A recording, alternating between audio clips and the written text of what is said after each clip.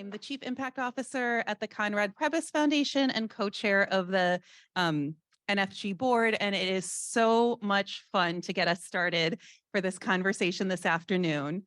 I will say it feels very apropos to be moderating a conversation around participatory practices, because my very first conversation with Amy at NFG was actually talking with her when I was at the Brooklyn Community Foundation and walking her through how half of our initiatives were actually participatory grant making as she was doing the research for setting up the Amplify Fund. So it feels very full circle to be in this room at this moment with so many people who are doing the work in this way. Our conversation today is going to be talking about different examples of participatory practice in order to liberate money with community care and community participation that supports people sharing, co-decision making, sorry, not people sharing, power sharing. Who said this morning that they had bifocals for the first time? I just like to say I just recently joined that club, and that thing is real. So power sharing, co-decision making, and building power. Now, participatory grant making has a long history, but what we're really trying to do today is to bring in a more expansive view of what participatory looks like by talking about participatory practice, how community participation and how power sharing can happen within philanthropy. There are a lot of different ways to do this. And we know that and I know that the folks on the stage today are going to be able to add a lot of wisdom to this conversation. One of the things that we've noticed in philanthropy that there's a lot of agreement that there is much good to be done by participatory practices, but as we move away from the theoretical to the implementation, things get really hard. And so there may be fear about entering into it. There may be concern about needing to go all the way and not knowing exactly how to pulse into it.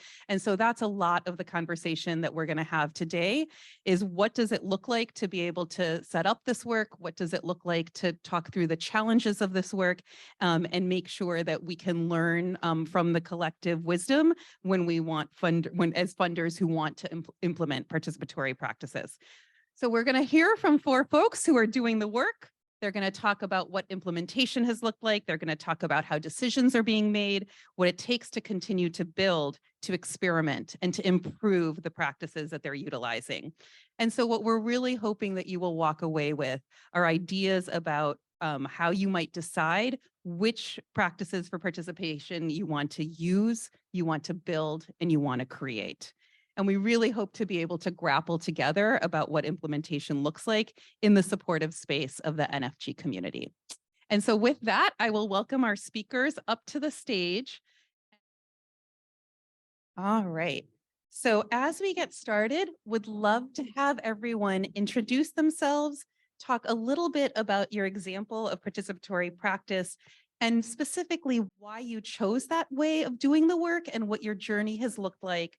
And then also the impact that it's had upon your work in terms of working with board members, trustees, funders, and staff. And so I'm going to pass it off to Eileen to be the first one to kick us off. Ampete washte, chante washte na pechuzape. We are kaskawe mie Wambly Paha LT. My name is Eileen Briggs, and I'm Lakota from the Cheyenne River Sioux Tribe, and I greet you with a heartfelt handshake to be with you today. And I am really happy to talk about our work at the Bush Foundation. We serve North Dakota, South Dakota, and Minnesota, and the 23 Native nations that share that same geography. And I wanted to say that our foundation's focus is really about inspiring and supporting and equipping creative problem solving within and across sectors so that our region is really better for everyone. And I am really excited about this panel because I think something that we would say our participatory practice has been growing incrementally over the years in the work that we do. And something that we talked about here on our panel in our preparation was something from our private foundation based, really serving a region. We have a board of trustees that have made a commitment around equity And our work and our programming over time has really grown in the participatory avenue. So we have a fellowship program where we have former fellows actually help do part of the selection. We have a community panel of people who actually make that final decision.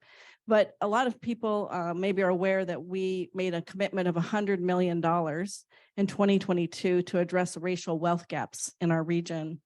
And we wanted that money to go directly to individuals, Black and Native individuals specifically.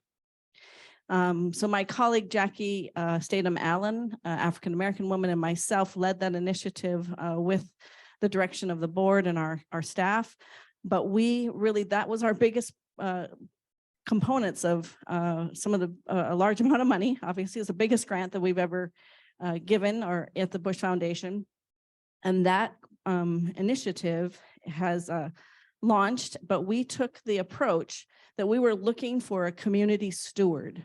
So we were going to share the power of how that initiative would actually roll out. So we did consultation with thought leaders really early on, testing the idea, and they shaped the idea that ultimately we wrote in an RFP. And then we selected a community, went through a process to select a community grant partners. In fact, we have two, one for the Black community, one for the Native community. And that process was amazing. We had a community panel actually help us to inform the selection of those community grant partners. So who would best serve the community?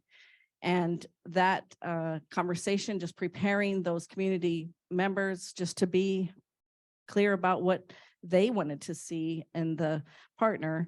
And that informed ultimately our selection of Nexus Community Partners based in St. Paul, and then Indian Collective is our partner as well, Indian Collective for the Native community in Nexus.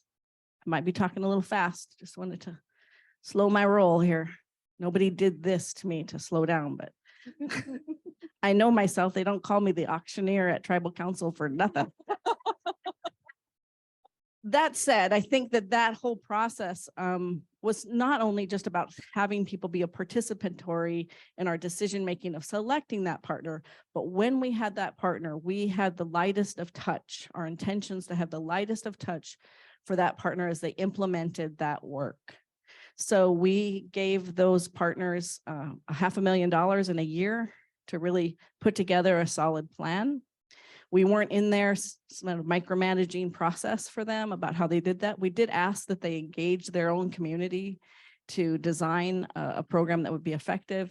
And then ultimately, I'll just say that, they each have designed those programs and are rolling those programs out now. All we did was sort of look at their plan, give them a little bit of feedback, but ultimately, even in that moment, I'll just say, there was a moment in that some of their plans where I was like, is this how I would have designed it?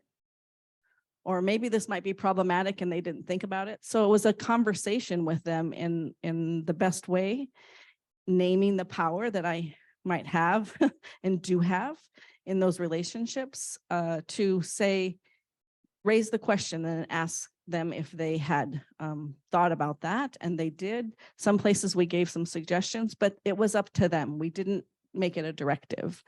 And then ultimately they have now, they're making it happen, right? And that's what you want. You want to see that. So that would be sort of our largest example of participatory practice where we're really sharing the power of our grant making with community. And as I said, I could actually tell probably two other stories, but I'm not going to. But I think that those are parts of, a growing practice that I'd love to share more about as we have a conversation on our other questions, just about how we've been embedding, talking about sharing power and the community, participatory practice. That's all. Next. Excellent. That's not all. I'm sure I'll say something later, but to you. Thank you, Eileen. Hi, everyone. It's really wonderful to be here with you all. My name is Yichen Feng, and I lead capital strategies for the Center for Economic Democracy. This is actually my first NFG convening. I'm really excited to be here. Already looking forward to the next one. And I'll say a little bit about CED first. So the Center for Economic Democracy, and I will also preface this by saying that philanthropy is a very new space for me to be in. And I'm really excited to learn from you all and also say that I think I joined the perfect organization for me in my first foray into this space, because CED, what we do, I think in a nutshell, the way that I describe it and how I've understood the organization is that we launch experiments for infrastructure that we need in a post-capitalist society.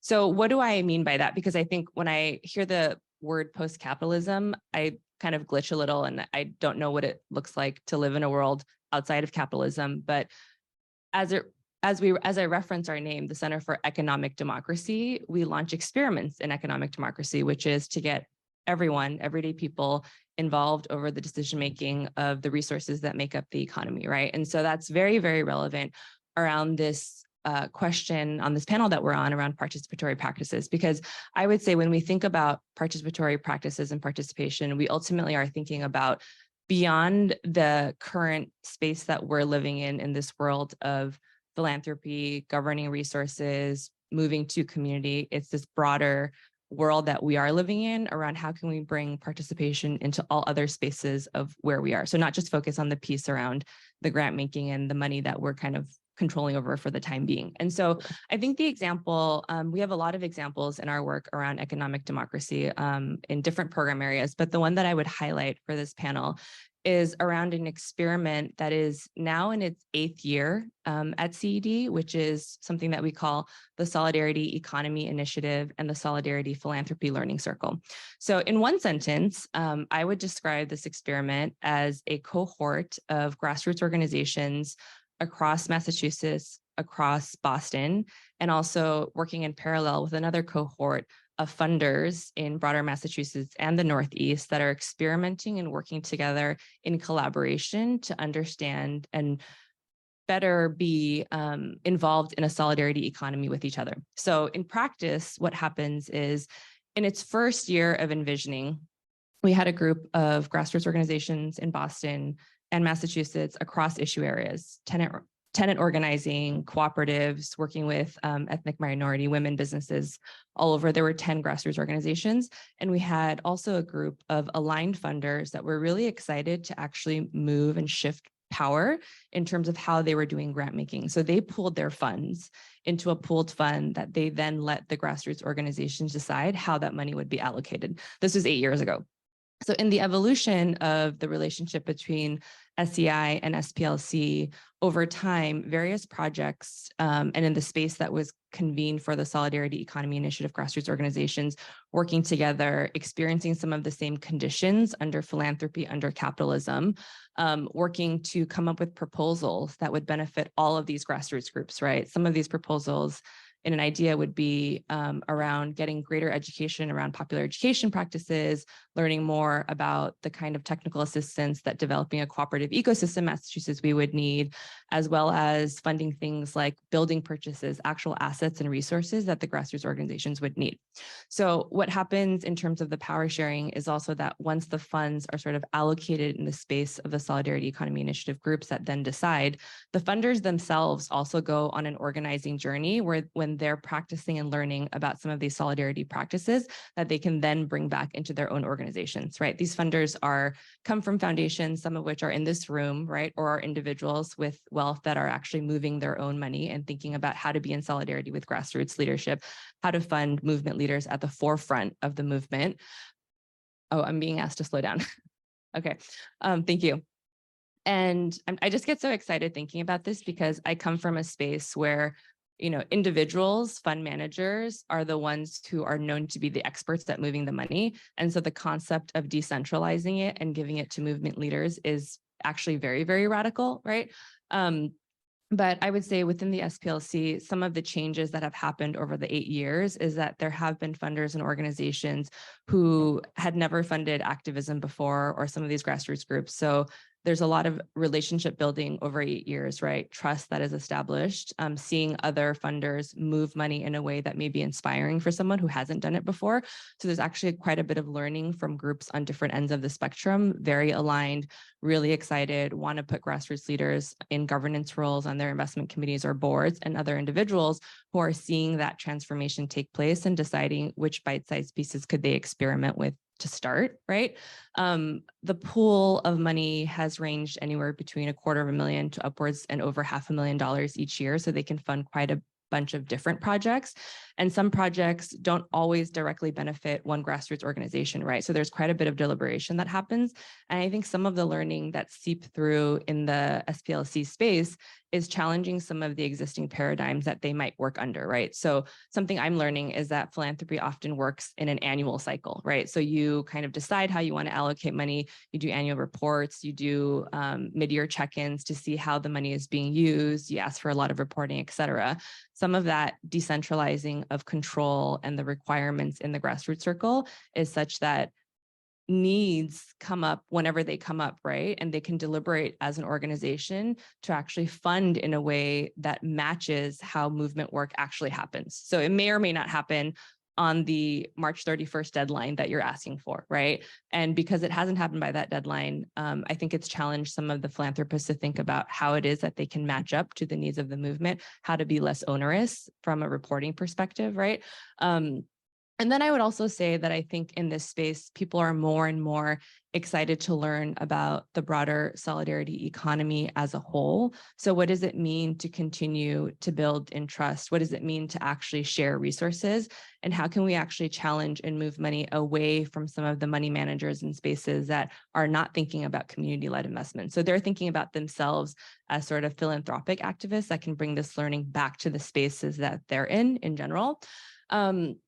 And then I think the last piece that I would kind of just close on is, I think something to reflect on as we're moving into what we might call phase 2 of the Solidarity Economy Initiative, Solidarity Philanthropy Learning Circle experiment, is the money does go into a group of 10 or so grassroots organizations, right? And the members who participate in that space are largely the leaders.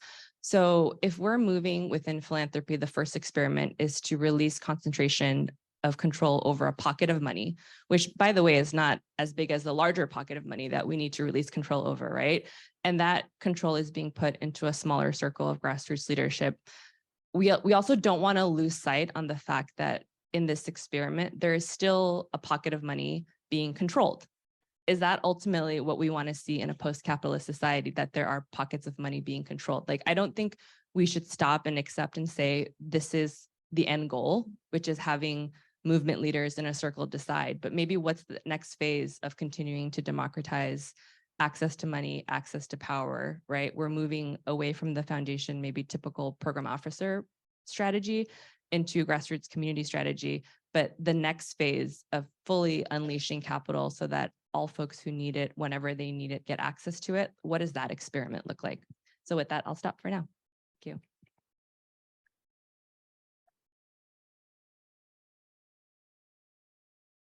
Hey, everyone, can you hear me? All right. Melody Baker, I use she, her pronouns. I'm the interim senior director at Amplify Fund, housed at Neighborhood Funders Group. I've been with the fund since 2018.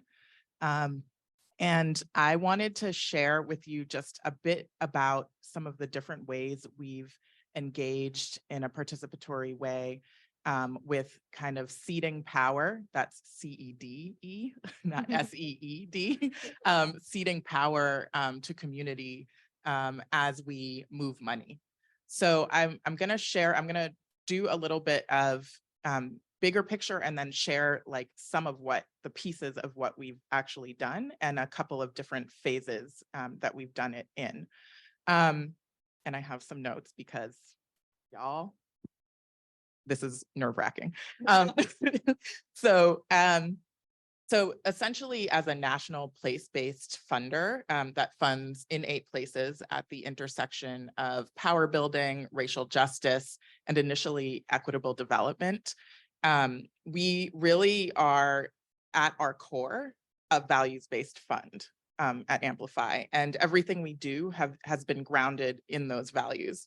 At its core, we trust local leaders.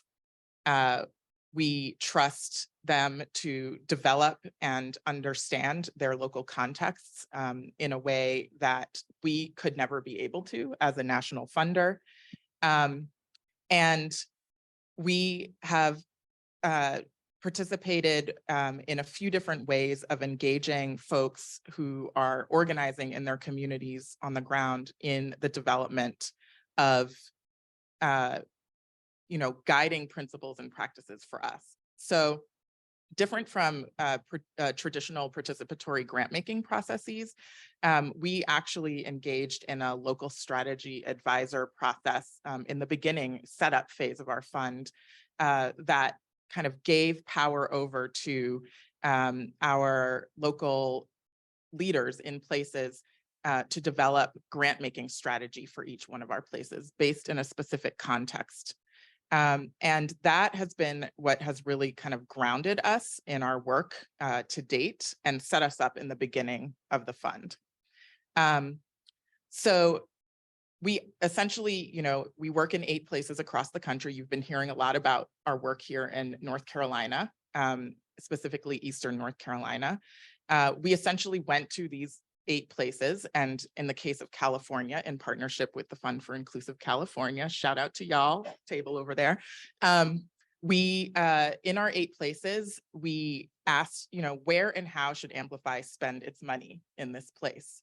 We came with a values-based perspective. While we were drafting our initial theory of change in 2018, we were writing a set of values that would guide us in how we would behave and how we would ask the funders who sit at our table to behave. Again, we're a pooled fund. To date, we've had just over 20 funders engaged at the table. And some of those values include, following local leadership, trusting the people, doing what works for grantees, being committed to community-led process, clarity of roles. That has been really, really important as we think of the power dynamics that exist between funders and organizers in the work, and cultivating leadership among people and communities. One thing I'll just say that during our initial landscaping conversations in each of our places, local leaders actually told us they did not want to be making decisions on grants. They didn't want to make the individual grant making decisions nor the kind of docket level grant making decisions, but they wanted to participate at a strategy level. So we built out a process that actually responded to that reality. And the way that we did that was, again, focused in 8 places.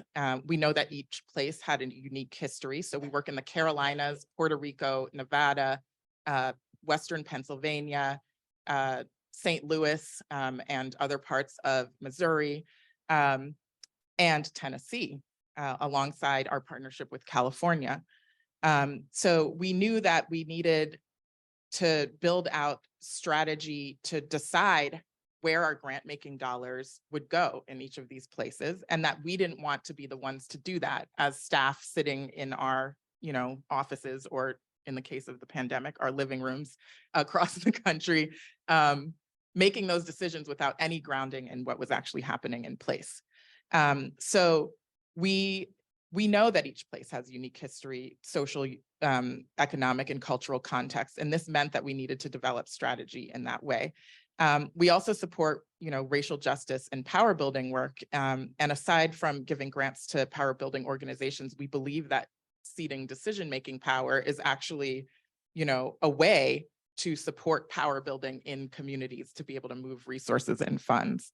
So we've learned over the years, and we've heard from our groups that we've worked with that, this has actually created, this process that Amplify has done has actually created space for them to self-determine the vision of the future of their regions and also of our fund.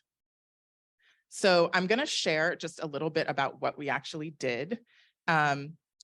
And Lily's going to give me a 2-minute warning. So for each place, not including California, because they ran their own local strategy process, we did a participatory strategy process that was, led by the fund. It started with staff kind of traveling a lot to our places to meet local leaders, listening to what folks had to say. We used a process similar to what we have now learned is called snowball sampling, where you rely on kind of existing relationships and then talk to folks in the region.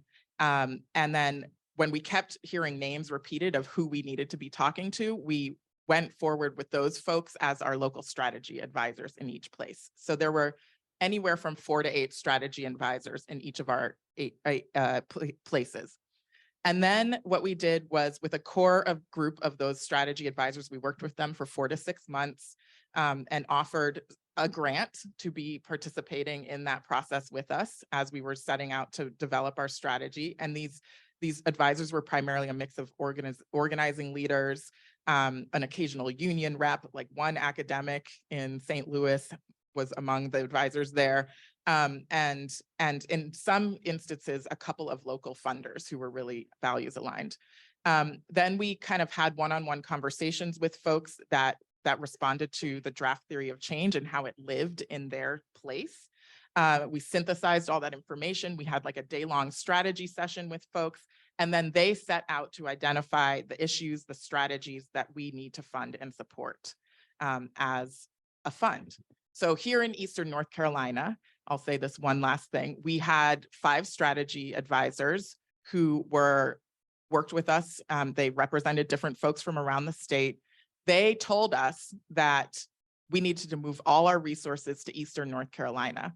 And then they also told us that we needed to speak specifically with Eastern North Carolina folks to develop what that strategy looks like. And that's what we've been doing in our Eastern North Carolina space, both a kind of alignment question of, what is the work here, and then developing our grant making strategy and supporting the work that's happening here.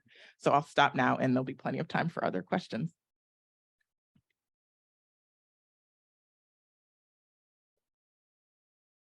Hi, everyone. I'm Crystal Middlestadt. I use they, them pronouns. I'm the executive director of Chinook Fund, and I've been in that role since 2018. It's my first role in philanthropy. And I come to this work actually as a former grantee of Chinook Fund, doing queer and trans anti-violence organizing across Colorado and supporting some national coalition work. I more recently worked for GIFT, the Grassroots Institute for Fundraising Training, which some of you may be familiar with, and served as co-chair of the Resource Generation Board to help organize young people with access to wealth and class privilege to support social justice movements. More recently, I've gotten involved with WRAP, the Wealth Reclamation Academy of Practitioners. It's a mouthful. It's a newer emerging organization that's BIPOC-led and really looking to transform traditional spaces and practices of extractive philanthropy to be in alignment and solidarity with social justice movements.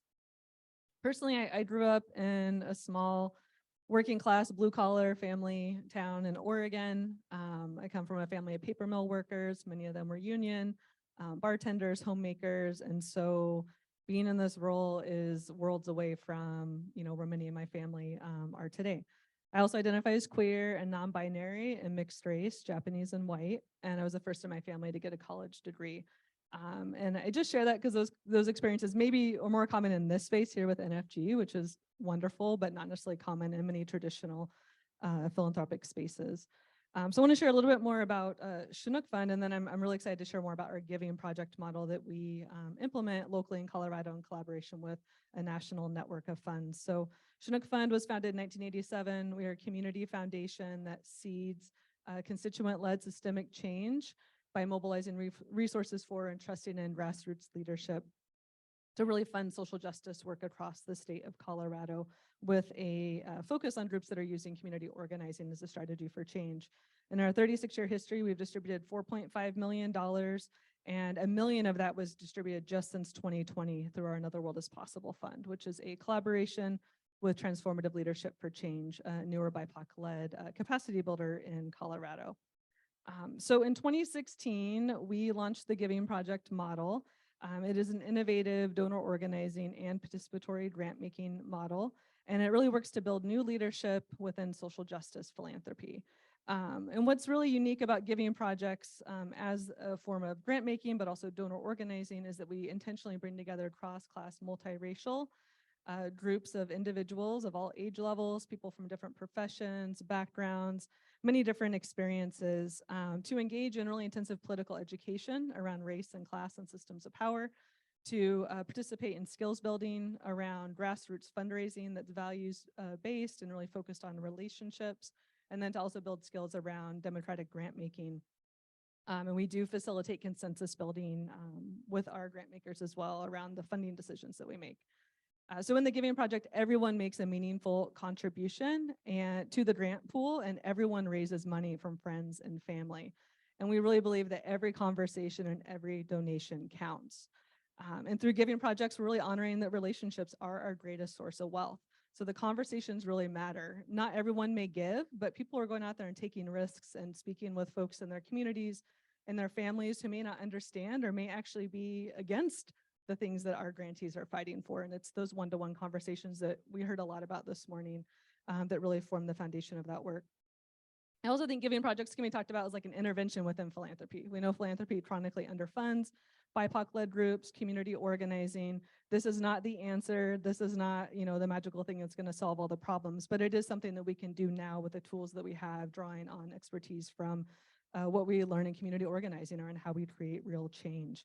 And we can use it as a tool to strengthen and practice democratic values as well, to really share power when everyone has a stake in it. When you've personally gone out there and asked people to contribute to the grant fund, and now, you're making hard decisions about who gets a site visit or who's going to get funded, you have a stake in the game, and that really changes things. The model was originally developed by Social Justice Fund Northwest in 2010. I just want to shout out Mijo Lee and Zeke Spire, who were the folks that really began to experiment with that model. And then was adopted by a cohort of 5 of our funds beginning in 2014. And we now form the National Giving Project Network. We currently have 9 members. So I just want to shout out Crossroads Fund, Hawaii People's Fund, Headwaters Foundation for Justice, North Star Fund, Transforming Power Fund, Social Justice Fund Northwest, Bread and Roses Community Fund, and Maine Initiatives. It's one of our newer members. So since 2010, Giving Projects have collectively redistributed more than $14.5 million to grassroots movements across the country. And in the tradition of gift, I know many of us have been in those spaces or been able to work alongside organizers trained around those principles. Donor organizing and grassroots fundraising strategies can really help build community power and grow our base of support. So it's another tool that we can have in our toolbox. It's not, thank you, let me just slow down.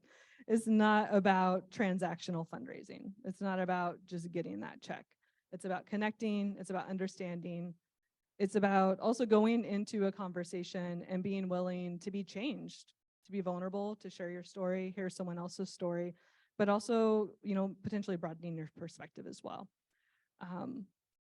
And the other thing I think is really unique about Giving Projects and the incorporation of political education along with storytelling is that when we bring the storytelling and the political education together with meaningful action that our members are taking together, we can really work to cultivate a sense of belonging and a sense of purpose. And we found that many of our donors are really yearning for that. They want to find a place to belong. They want to find a political home.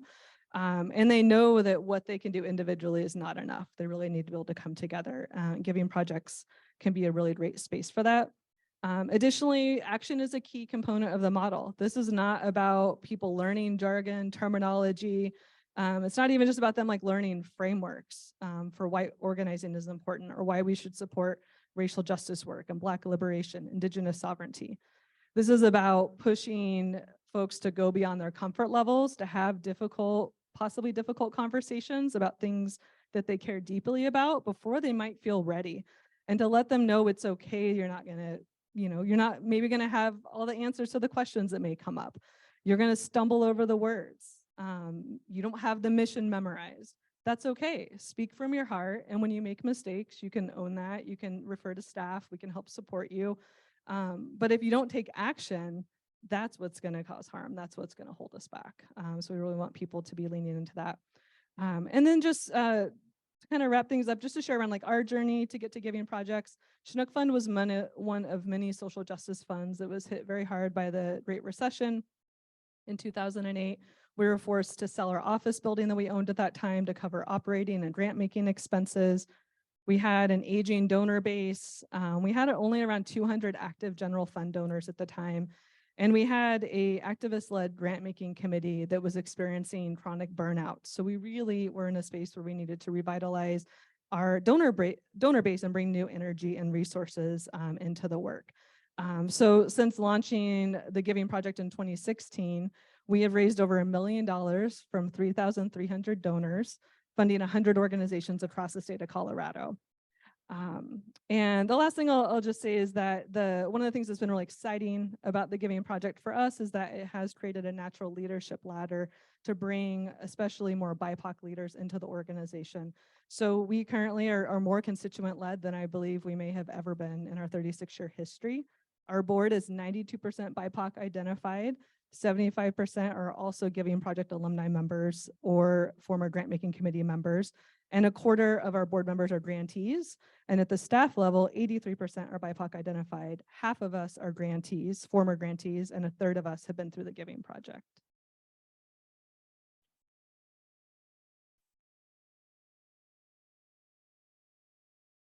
Well, so I hope you can see there's a huge range of types of organizations and the way in which participatory practices have been implemented and utilized.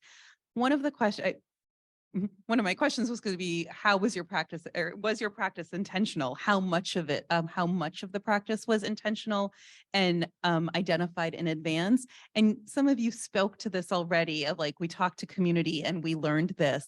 So can you talk a little bit about what were some of the surprises and the ways in which you had to pivot or alter or reshift your thinking to be able to make sure that the work was being set up as community was asking for it to be constructed? Anyone want to take that first? Well, I can just share, we kind of have a live one going on right now. We have a program called the Bush Prize, where we give a general operating award in our region to organizations that have proven a proven track record for success, and an organization that has built its capacity to really meet its organization or the community's needs, but really has a go-to organization. So it's a prize. That's the approach. So we also have decided to do grant making with community grant making partners, we call them. We have one for each state, again, Minnesota, North Dakota, and South Dakota. And then we have one for Native nations. And this was an invitation that we asked people to raise their hand. Would they like to be our grant making partner? And they have one program. We're not going to talk about that one. It's just they developed their own program. We gave them $1 million a year to grant out for the next 6 years. And they are designing a grant program. Way to go. And that is got its own design. But we also asked them to say, hey, would you also do the Bush Prize for your region? Because you're closer to your community. If we're doing a Bush Prize for North Dakota, how would you like to do that? So they've been, frankly, just adopting our criteria, our process in this first year of the Bush Prize. And I can tell, like, they're right in the middle of it, in the thick of it, right this minute. And I can tell right now, they're like, we don't know if we really like it. We'll do it this year. And I have, as the grant making, as their liaison person, I've said, well, we're going to talk, because the grant will be announced in October. I said, well, right after we award it, or just after that, we're going to have a conversation about what you want to do different. And I want you to know that we are fully ready as an organization to listen to their basically redesign. And I will say, from the Native community in particular, they're not really crazy about this award idea. They want to think about it differently.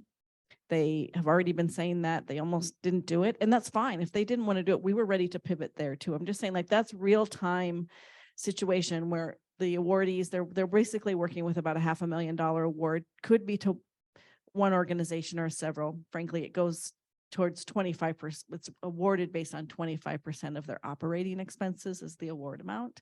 So all that said, that it's like we handed them something that was ours at the Bush Foundation, and now we really want it to be theirs in partnership with us. And when you say partnership, you better be willing to figure out where your movement points are.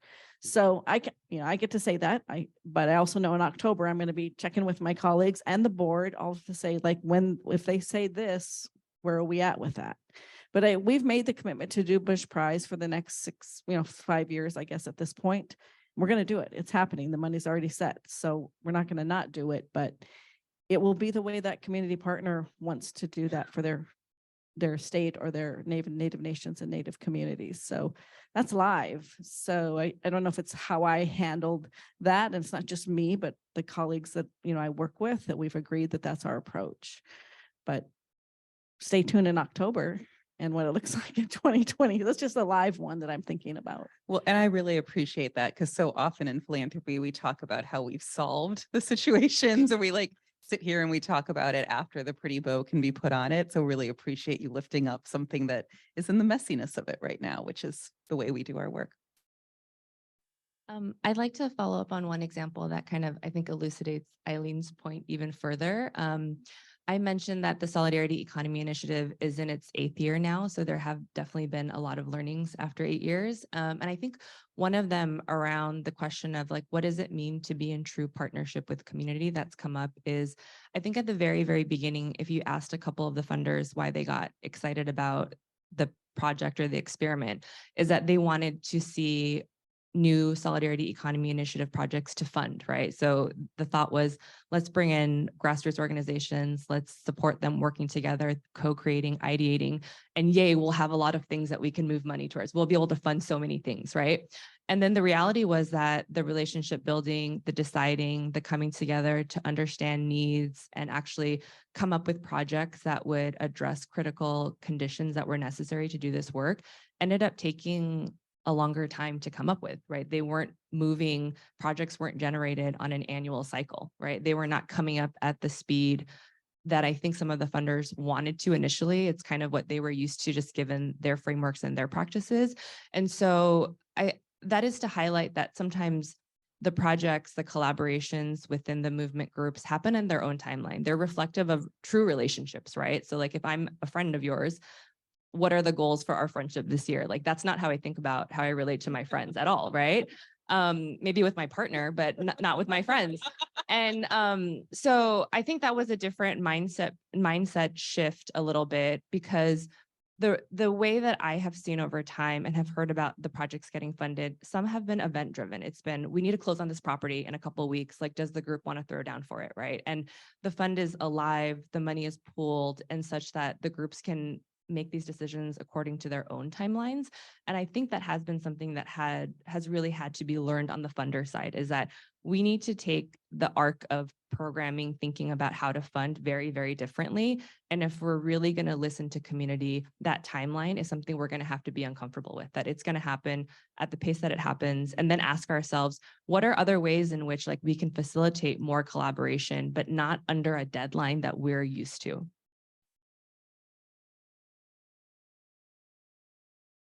I love this question, and also appreciate the sharing of like the live things that are happening right now. So on the Amplify front, as I said earlier, we were initially set up as a 4-year fund that was from about 2018 to 2017, 2018 to 2021, 22. Depends on who you ask. But the local strategy advisor process that led to our grant making strategy in each one of our places, that was like self-determined by local leaders in each context of our 8 places, was also a time-limited process. We ran that process from about 2018 into 2020, and part of early 2020. We ran it from 2018 into 2019 and did local strategy processes in most all of our places. And then one of them ran into early 2020 when the pandemic hit. But we actually, had a later reflection that the time-limited local strategy process that we had didn't actually overall contemplate the idea of how we would get community advice, like how we would be advised by local leaders and community after the 4 to 6 month process. So we didn't have ongoing local strategy advisors through our 4 years. We had local strategy advisors kind of like staggered throughout our first 2 years between our different places. And what came out of that process was, the thinking we had was that our grantees, we now have 55 of them, would become our advisors, that we would look to them to kind of like guide us in what we should be doing. And what ultimately ended up happening is towards the end of 2021, we decided to kind of open a Future of Amplify process. The 4 years was winding down.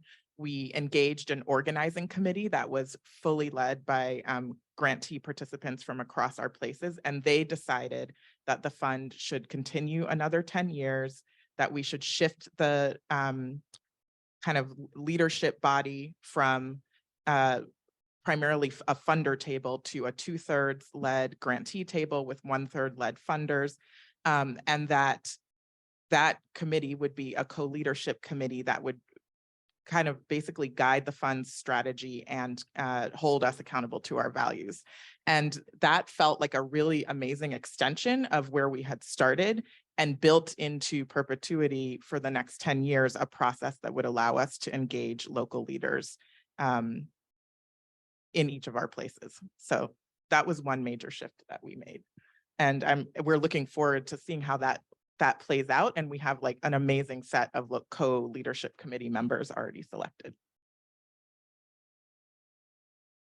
All right, excellent. Well, thank you for all of that. I think the other question, and this is one of the pieces of conversation we had in our planning session, was talking about when these processes are really fully adopted, they often change the grant making as well as the institution. So would be that's probably better. So would be really curious if we could first start by talking about what are some of the ways in which your grant making practices have moved from these spaces of participatory practice to impact other spaces within the institution. And then also, what are some of the shifts that have happened in your own institution outside of the grant making that have really been transformed by these participatory practices that are being held? I'm happy to jump in here first. I want to be real, giving projects will absolutely change you and your organizations, and they do take a lot of staff time and resources and capacity to implement and to do it well. So they're not necessarily for every fund, but I think there are a lot of funds that could really benefit from having that. So if you're interested in talking more, please feel free to find me on a break. But in terms of within Chinook Fund, I think there's been a number of things that we've seen that's brought. One, it's really sharpened our political analysis, especially around racial justice. And I really credit our ongoing collaboration with the National Giving Project Network around that. We engaged in some strategic planning together in 2019 that really establish, what are the key components of the model, like structurally, but also like what are our principles, what are our values that guide this work. And for Chinook Fund, that really helped us get more clear on what are ways that we can really center Black liberation and Indigenous sovereignty within the curriculum, within recruitment strategies, within staffing, within board leadership. And so, a couple of examples that have come from that work around really seeing some returns, seeing some progress made, has also made the work more complex. So as we got better, for example, at recruiting Black women into our giving projects, that also gave space for more diversity around class differences amongst those women, both within caucus spaces that are race-based, as well as within the larger cohort, which meant we had to really respond to that in terms of the curriculum, but also just support for our participants and being able to support people and showing up in their full selves, not just around their racial identity, for example. And then organizationally, we made a decision to create a gift acceptance policy around just how we work with our donors that includes a clause around receiving gifts of real estate and naming that if or when we do receive a gift of real estate, that we will steward or potentially transfer ownership of that in consultation with and collaboration with local Native tribes or some of our Indigenous-led grantees. We don't have all of the details panned out for what that process will look like, but just having that first step in our gift acceptance policy felt in line with our values.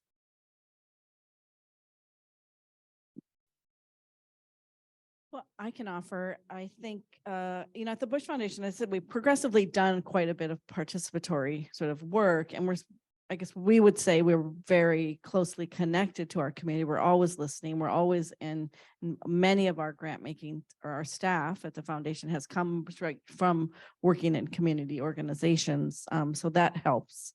But I think And, earlier and say coming into 2020, we were really trying to unify our operating model as an organization.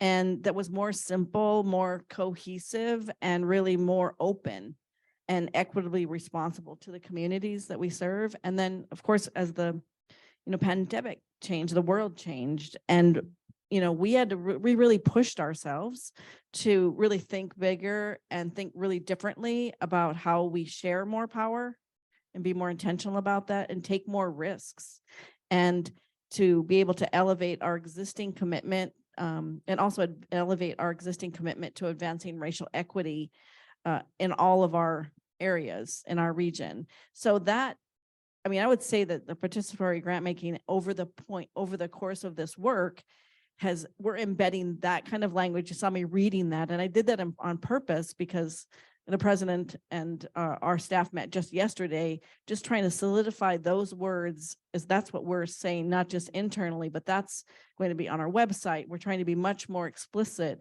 to and know what we are saying to ourselves and being transparent with our community, because I think that the participatory practice is one arm of work that can look like we did a thing, right? But in what ways is it embedded, as you said? And it's the whole spectrum of our investment committee has now been changing their expectations about the return of the investments. I'm not a money person, not my role. Something about money.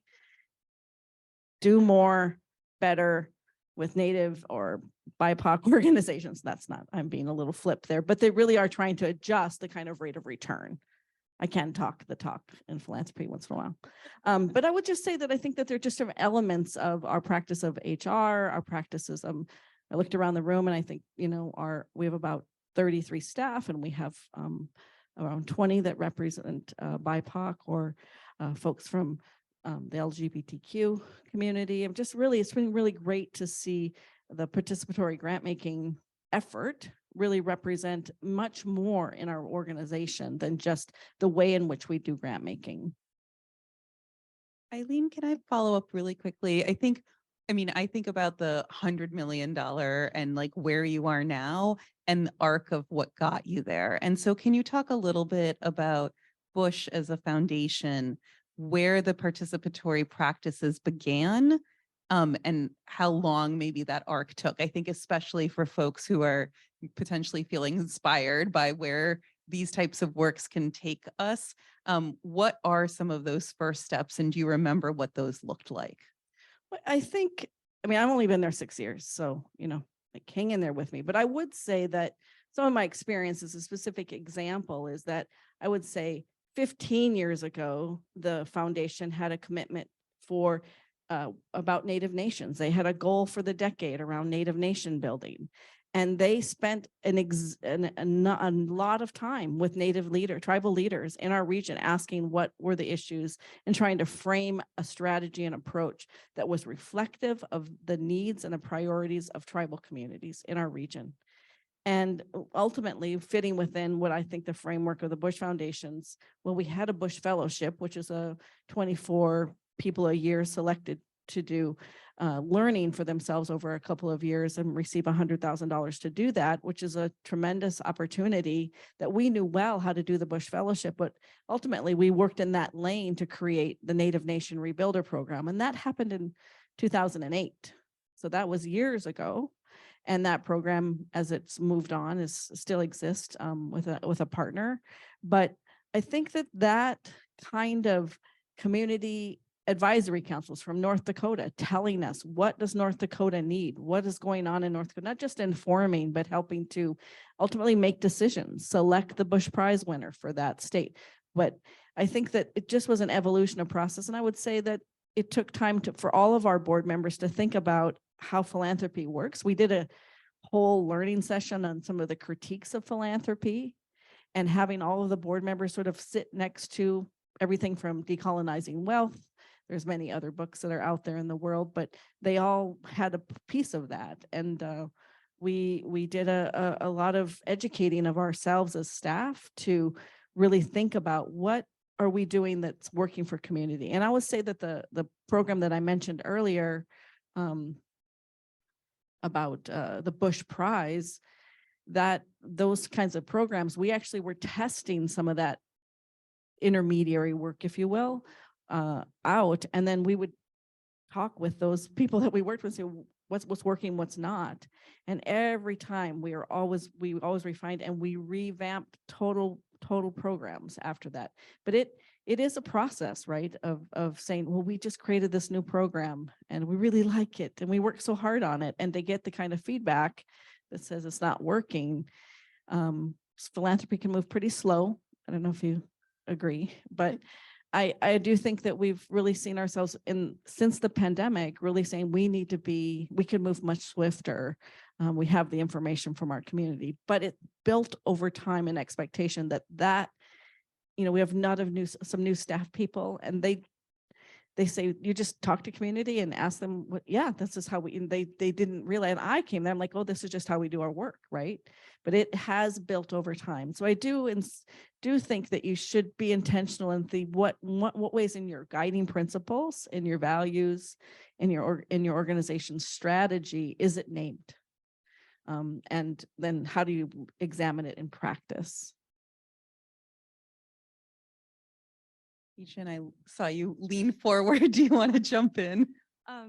Absolutely. To answer your initial question around how our organization has changed. When I first joined CED, the different program areas befuddled me how they were connected together. So the Solidarity Economy Initiative, we do a bit of work on participatory budgeting. We also host a statewide coalition on worker power and ownership to advance cooperatives in Massachusetts.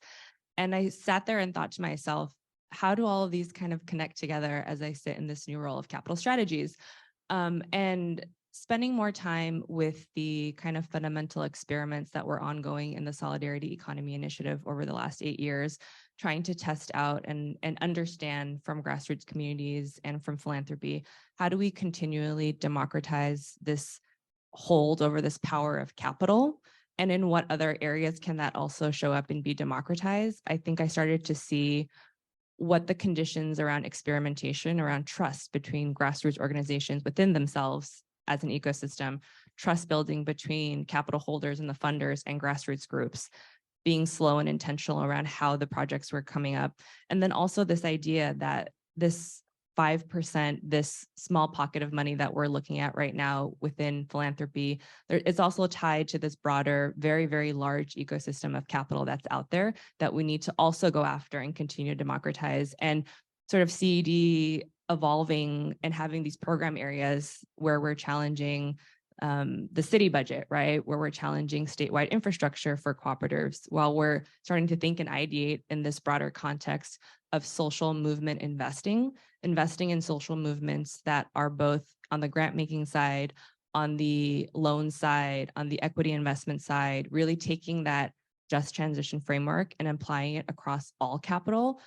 That's kind of how I've seen the evolution of learnings within this solidarity economy, solidarity philanthropy learning circle, like of the asset holders of grassroots groups starting to think, okay, grassroots organizations, we can also leverage finance as a tool to advance our strategies too. How do we then go and talk to our program officers about how their investments are being deployed? How can we ourselves think about investing to advance like housing justice, right, as a particular issue area, around cooperatives as another development area. So it's really kind of the fusing of both of these spaces that I think participatory practices allows, because the idea is to be in partnership, right? Like you're saying, Eileen, to get feedback from community and then saying we have different skills in different areas. We have access to different resources. We have access to just different networks and knowledge, different kinds of knowledge, and then we can work together to innovate what the next phase of participatory kind of grant making or practices look like too.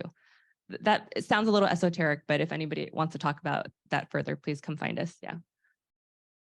I'd love to just add one piece to this, which is that ultimately the goal for Amplify Fund was to sort of upset the status quo of how funder practice and behavior happens. And we've done a lot of work with our sort of table of funders formerly our steering committee, now our funder learning and organizing space in this next phase of the fund to help to experiment and realize practice around that and to bring folks along. There is a tension between divesting the funders at your table of any decision-making power and bringing them in to an ongoing kind of learning, organizing table space, right? Because now that our co-leadership committee which is the kind of decision-making and leadership body of the fund, which is no longer entirely made up of funders, and it's actually 2/3, community grantee-led partners. We needed to, in the interest of, living into the request from our grantee partners around the country that we need you all to continue funder organizing and to like double down on that, we needed to make sure that there was a space to engage funders along the way in like the learning and the practice and the, taking the learnings that are coming out of this participatory process and sharing that out in the NFG community and really moving funders into a space where they're not only, as we were talking about this morning, like mobilizing resources. As a pooled fund, we fundraise, we mobilize resources, but also like organizing our peers who sit at our funder table and organizing them to organize their peers who are out in the world of philanthropy to kind of continue to move resources, shift practice, shift behavior. And we're hoping to do even more of that in this next phase through our funder learning and organizing space, and felt like it was really key to continue to have a space where folks can practice together and shift and change and take some of the liberatory practices that came out of the grantee-led process that we had in the last year and a half of designing the next phase of our fund for us. They told us what to do and we're moving forward with it. We're like, great, 10 years, great co-leadership committee, great funder learning and organizing space. Let's make it happen. And so, yeah, I think just the biggest thing I'm taking away from these different processes where we engaged folks who are doing the work in community in deciding how our fund moves forward is that always listening first to local leaders, listening first to whether or not it's a process they even want, number one, but then secondly, listening for, how we should be behaving as funders and really hearing it and then implementing it. And so that's the stage that we're in. We're in kind of the transition from the first phase of the fund to the second, and we're excited about what this process can look like, because another kind of pearl and gift our grantee partners gave us is a broader kind of sense of thinking about beyond trust-based philanthropy, beyond kind of power sharing. What can liberatory philanthropy look like? So that is this is the next phase that we're hoping to explore, both with the funders in our learning space and then also our grantee-led co-leadership committee. So our last question, and I will ask all of you to start thinking about your questions because we are saving some time for Q&A. But my last question to this group is, what is your best advice for folks who are interested in deepening their practice?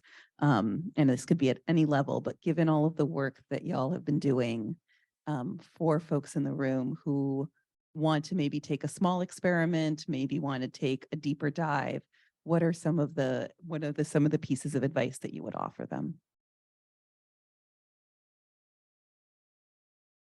I'll jump in quickly. From my perspective with having giving projects that are fun and we're also a very small fund. We only have 6 staff, and that's twice as big as we were 5 years ago.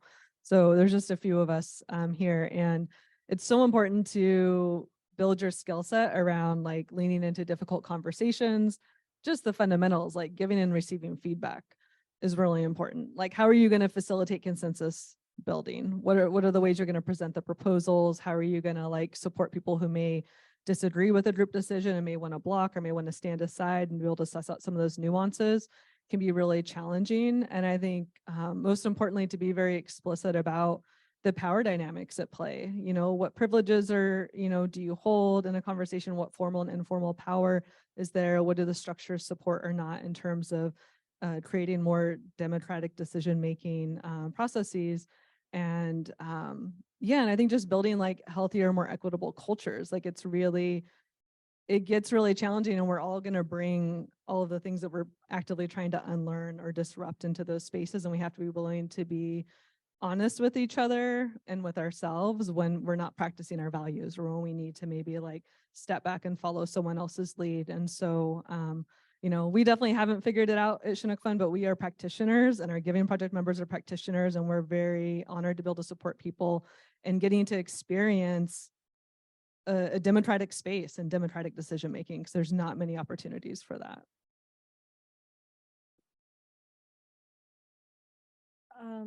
I'm an auntie, and my niece get married this Saturday, and auntie knows, I know what needs to happen. But she's old enough now that I can't just tell her this is this how it's gonna go down. I mean, I could. She'd probably listen to me for a minute, but I'm using that. I come from a matriarchal culture, so I'm not trying to disrupt what we have as a culture for my people, but I think that in philanthropy, oftentimes we're good-hearted people working in philanthropy, and when you're in a relationship with a grantee or partners in this case, you can't ante up on them. You really have to examine yourself. Who are you in this moment? As Crystal already mentioned, I think the part of that is like, how self-reflective is your work creating the space for you to be? How do I show up in this moment? In what ways am I going to have to think about? I think it's, yes, the power dynamic, but it's also the way in which I actually believe in the people that are doing this work. We can say we believe it, but I know, and that there are some people who are leading that work that maybe at their capacity, they have maybe underestimated their budget, or they have done, and you have some time and space, and you actually know there's a bucket of money back here that could maybe increase that a little bit more. So in what ways do you try to respectfully and engage in a relationship? But it's really about the kind of good questions you ask yourself and the good questions that you ask your grantees or your partners in this case, that you are challenging yourselves collectively to practice this differently. And I think you need to be humble. I think you have to come into it with a humility that we don't know, we're trying to learn this together, so that creates a more psychologically safe place for people to say, well, you said you're learning, well, let me give you a lesson, auntie, or, the Bush Foundation. What do you need to know from what we've learned? And I think I want to just say also, you should have really concrete practices of feedback, not just, yes, I think a survey after a grant has gone out to people, but I think a place where you've actually had a conversation about that, either with you directly or other people around you, so they can maybe speak more clearly. So I do feel like that feedback loop is necessary and needs to be intentional. Let's see, words of advice. I would say, first, listen. Start with that always. And then I would say, figure out at what level you're going to cede the power, give over the power, and do it at the highest level possible. Something else that I heard one of you all say earlier is that make sure that you have, if you're going to venture down a participatory practice process, make sure that you have the staff capacity to do that. We kind of learned early on that we couldn't do that in 8 places with 2 staff people, that we needed to hire an amazing team of local consultants who were based in the places or in the regions that we were working in. Shout out to Sima, shout out to others in the room who have played some of that role with us. Shout out to Shai, who was our South Carolina local consultant at the time, because it's all about as we learned earlier this morning, like relationship building, understanding the place. And if you don't have the staff capacity to hold a participatory process, it's not going to go well. So make sure that you have that built in place. And we're actually at Amplify trying to build that out a bit more over this next year. And then I would say, finally, for this next 10-year phase of really doubling down on participatory practice in different ways. And then I would just say, trust the people. Like they're the ones doing the work. It's their communities, it's their organizing. They know what they need, as you heard from all the Eastern North Carolina grantee partners up here on the stage in the video throughout this whole process, and approach everything that way. Like, we trust you, tell us what you need, tell us what to do. We're gonna try to make it happen. I would say, and as Melody said, once you have sufficient capacity to do this, just do it. Just get started. Because I think about, for our funders in our Solidarity Philanthropy Learning Circle, for the pooled funds, our request and ask is one average size grant, right, that they contribute. It could be $5,000, it could be $100,000 or upwards, but whatever a meaningful contribution means to them in the form of one average size grant. And it makes me think, well, let's say you don't have an SPLC in your ecosystem. Do you have another friend at a different foundation or an individual who's kind of interested in exploring a participatory grant making process? Could you ask them for one average size grant? And then could you all then look into your current grant making portfolio and ask some of your grantees to be in conversation with you about the solidarity economy, about working together, about their priorities, right? And that actually just sort of starts a really basic conversation around relationship building to understand needs, and where you can say, and then the movement of this pooled capital is not on us. You can decide on how that's moved, right? So it's just kind of getting started in a really, really basic level. And even if you don't have a friend who's interested in exploring this practice, could you just say, in your capacity with your power over one average size grant, to then find community leaders that you might want to invite to show you how to move this money? So just do it. Fantastic. All right, so we have a little time left for questions, and I know that there are mics circulating around. You have another mic on your chair that I would love to take from you. Thank you. So any questions for our panelists here? I see one in the back. I'm coming your way.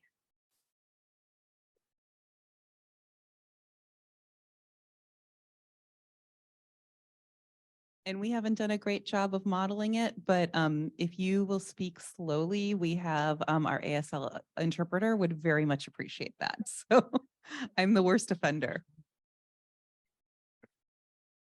Hi, my name is Anthony Chang. My question is about participatory grant making models and community controlled funds and how they relate or complement each other. And I'm thinking about, like, how do you all think about directionally, like, community controlled funds? Is like participatory grant making like a go towards that, or is like participatory models like kind of the end point? Like, would you just want your institutions to go to like 100% participatory, or is there like things beyond? I think Yichen, you're talking about like what's beyond. And I'm thinking about folks like Lakita here's from Persimmon Collective Fund, Climate Justice Alliance, Right to the City Alliance, Black Farmer Fund, EFA. There's like a bunch of groups that are building community controlled funds that are not like funder-led initiatives or funder-initiated initiatives. And so I'm curious to hear your perspectives on that.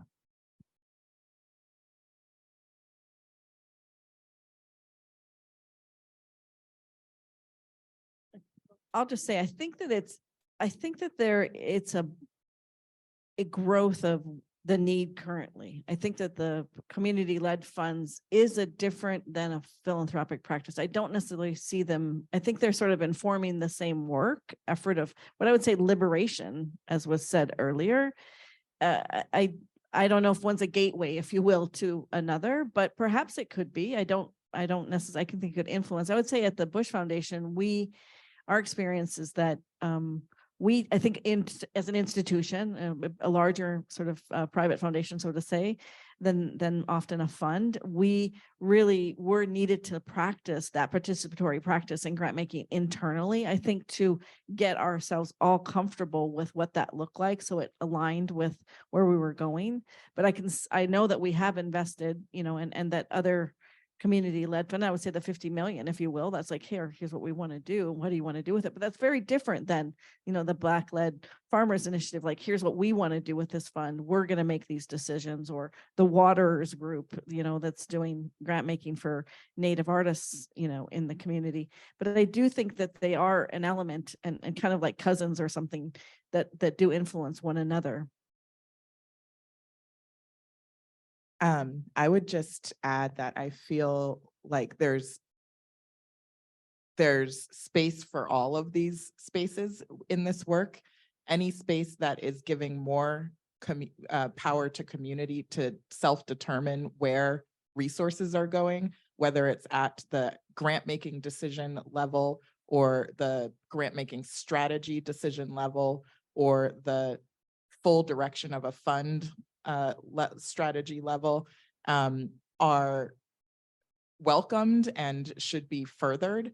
I do want to just say one thing about a value that Amplify has held from the beginning, which is this clarity of role value. And one of the things we heard early on is that folks in community were actually not interested in being the deciders of the money, because that would change dynamics and power dynamics within community where they were. And we were only going to be a 4-year fund at the time. And so they didn't want to set that all up, shift power dynamics in their community, and then see it all go away. And so we listened to that and went with a higher level kind of strategy development process as a result.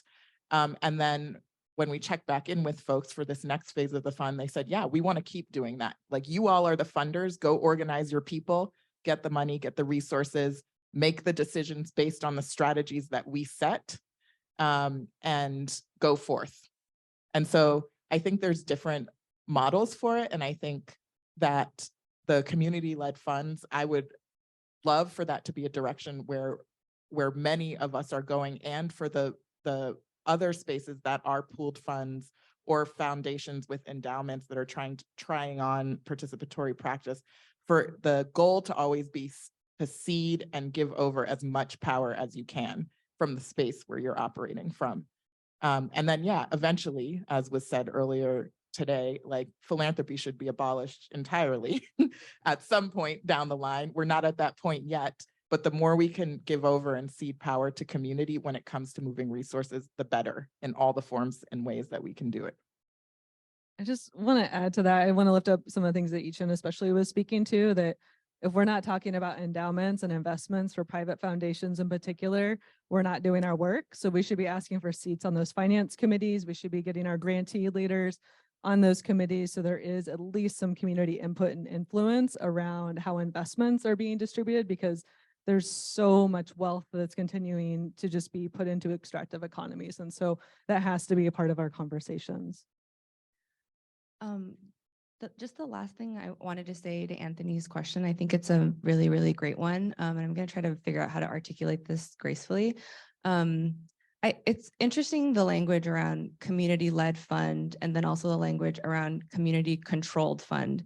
And I'm curious about the difference between led and control. And I think about it in a philanthropic context too, because would one want a foundation to be a community-controlled foundation? What is the purpose of the vehicle? I come from the private market world, so funds in the context that I've known them all sort of have a fund life. So you expect it to live for 7 to 10 years, and the goal of the fund is to do X, Y, and Z, largely to return a target rate of return of capital and capital only, right? So in my world that I come from, funds have a lifespan. So I kind of think about pools of money also as funds, foundations, et cetera. Is the purpose perpetuity, or is the purpose ultimately, if we see to community control versus community led, what does that look like to have a community controlled foundation or fund? And ultimately, what are we thinking about the returns of the work of this, the grant making practices, et cetera? How do we take them all into a community controlled context? And then what are the outcomes that we're looking for to really say that this is community controlled? So should the benefits all be assessed against what it has created for community, including wealth, including transfer of assets, including X, Y, and Z inputs into the economy? So it makes me think that I don't know what that looks like. And maybe we need like the baby steps of the experiments to get towards that. I think we might be, oh, yes. Oh, great. Hi, thank you. Hello? Okay, thank you so much for curating this conversation and sharing your experiences. One of the questions I have so many questions, but one of the ones that I wanted to lift up is, can you speak a little bit more to how you select the community participants that are guiding and leading the strategy? Because I would want to try to limit bias and not just pick the people that I know or the grantees that I'm currently working with that have demonstrated leadership, but can you speak a little bit to how you recruit those, the community leaders to inform the work? Thank you. Yes. And the follow-up question was, do you pay them? So I can share a little, just a little bit about Amplify's process. So we had essentially a set of criteria, which was a range of, like we wanted race and gender, diversity and range amongst the local strategy advisors. We wanted also geographic range within our places. So like, for example, in South Carolina, we wanted to make sure that there were folks on the local strategy advisory process who came from low country and upstate and like different parts of the space, so that it could be an informed strategy that came out of the space, folks who were working across different issues, and in some cases, local aligned funders in that region, so that they could help us inform like some of the funder organizing strategy. And we got to, that was kind of like the criteria of who we were looking for in each space, or in each place. And the way that we did that was we started, kind of through a landscaping process, started just talking with people in each place. We'd go to Nevada, we'd go to Missouri, we'd go to Puerto Rico, go to South Carolina, and start talking to the folks who worked at the intersection of racial justice, power building, and at the time, equitable development, which is a big bucket term that includes everything from environmental justice to housing organizing to very wide range of things. And so that led us to this process of what I was calling before, which we didn't know that this was a thing at the time, but later as we were reflecting and doing kind of like documenting this, once Renata, who has been helping us to document all of our work in her communications and learning role, joined our team. Thank goodness she's with us.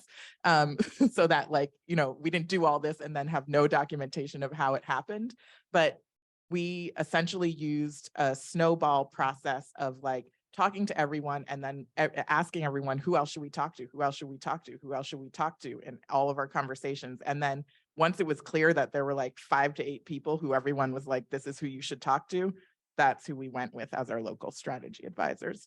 And in the end, it really formed very different bodies of local strategy advisors in each of our places.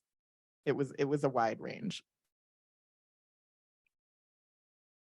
I can share on giving projects. It's a little more broad-based because we really do accept people from all different kinds of professions, backgrounds, ages, races, and we're really looking at building an intentionally diverse in many different ways, cohorts of around 15 to 25 people. So we've had bike messengers, recent high school grads, program officers from other local foundations. We've had grantee leaders who participate in those programs as well. And as we're enrolling people, we do like rolling admissions, and we're trying to get, racial parity in terms of aiming for at least 50% BIPOC identified folks. We want to get a range of ages, a range of class current class experiences ranging from working class to owning class as well. And then we don't offer pay for their time, but we do offer accessibility, support and stipends around childcare, meals, some of those types of things. We paid like $25,000 grants to each organization to participate in the strategy process of 4 to 6 months. So we are at time. And I see there are still hands up and questions in the room. So I would ask you to please find us. All 5 of us would be happy to talk about this ad nauseum. We're definitely inspired by it. And I hope that the conversation this afternoon has inspired you too, to think about what it looks like to be able to move power out of the foundations and into community and decision-making and strategy, and be able to move us toward the world that we want. Eileen, Yichen, Melody, Crystal, thank you so much. And if we could have a round of applause for them.